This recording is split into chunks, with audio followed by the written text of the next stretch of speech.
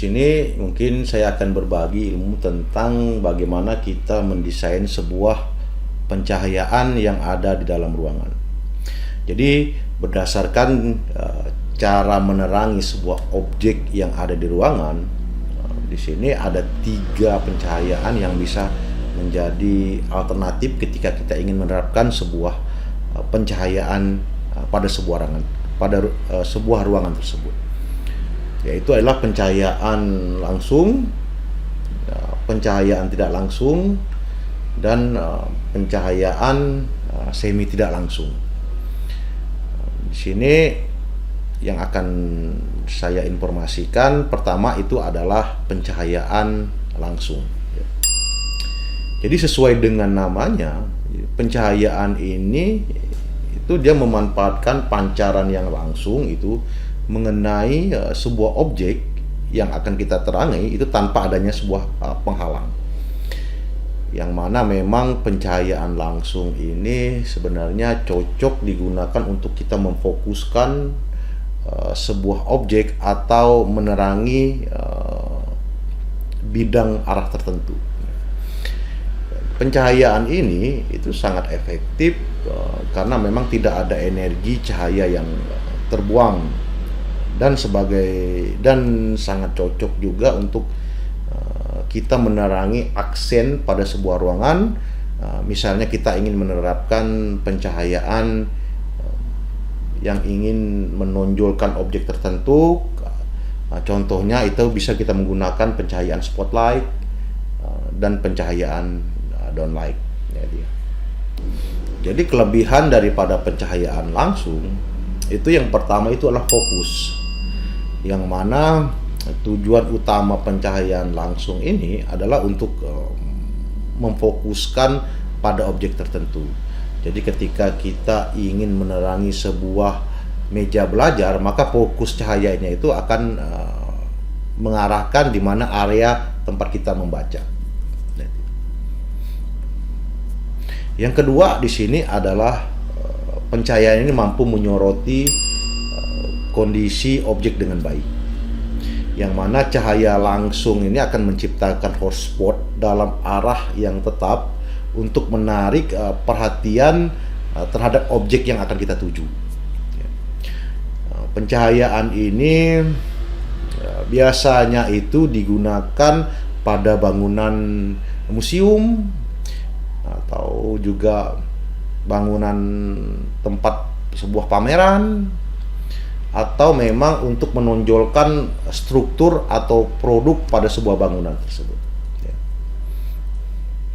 Yang ketiga di sini adalah safety atau keselamatan.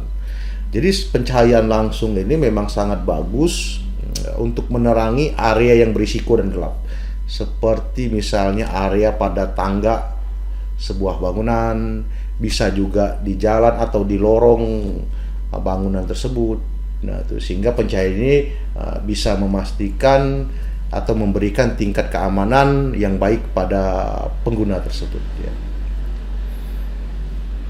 Yang keempat di sini adalah estetis. Ya.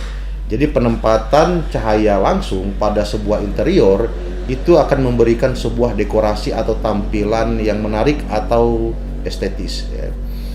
Selain itu juga bahwa pencahayaan ini itu mampu menciptakan efek bayangan pada sebuah dinding bangunan, sehingga akan menampilkan kondisi pencahayaan yang menarik. Selain memiliki beberapa kelebihan, dia juga terdapat kekurangan-kekurangan yang perlu kita tahu.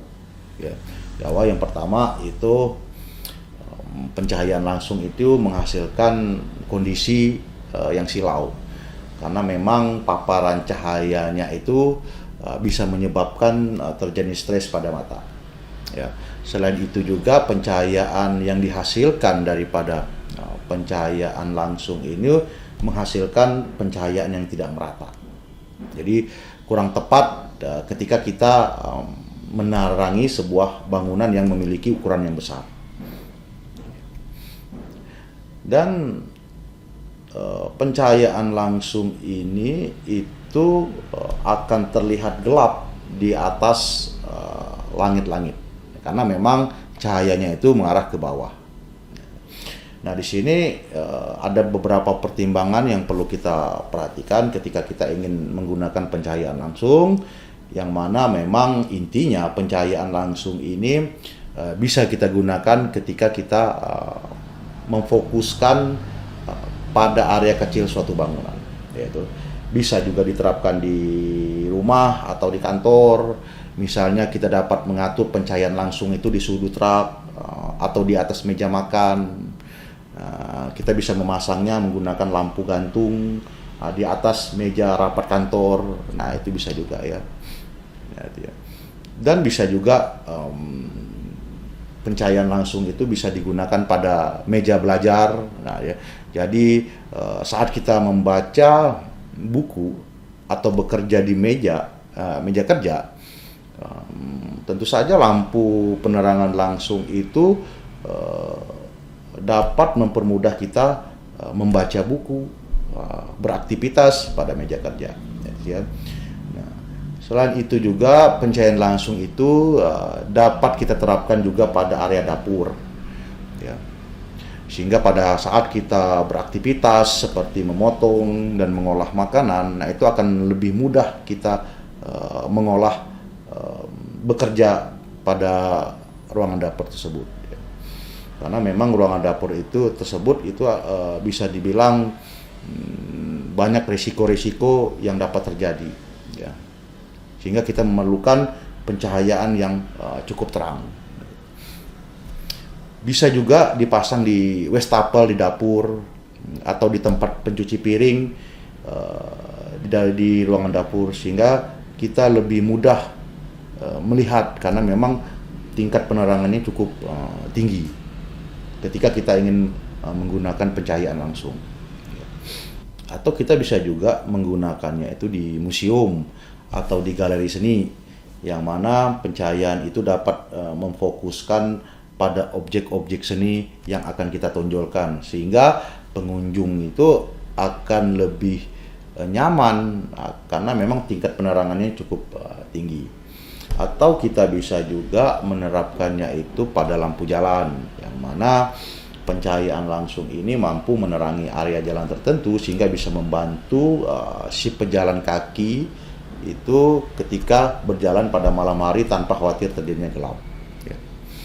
Nah, selain itu juga pencahayaan langsung itu bisa menjadi dekorasi suatu bangunan. Jadi Anda bisa dapat menggantung cahaya alami ke bagian manapun dari rumah atau kantor untuk memberikan tampilan yang estetis atau yang menarik. Atau bisa juga digunakan di restoran dan hotel untuk tujuan yang tepat. Nah, itulah beberapa penggunaan daripada pencahayaan langsung yang mungkin bisa kita terapkan ketika kita ingin mendesain sebuah penerangan di dalam indoor bangunan kita.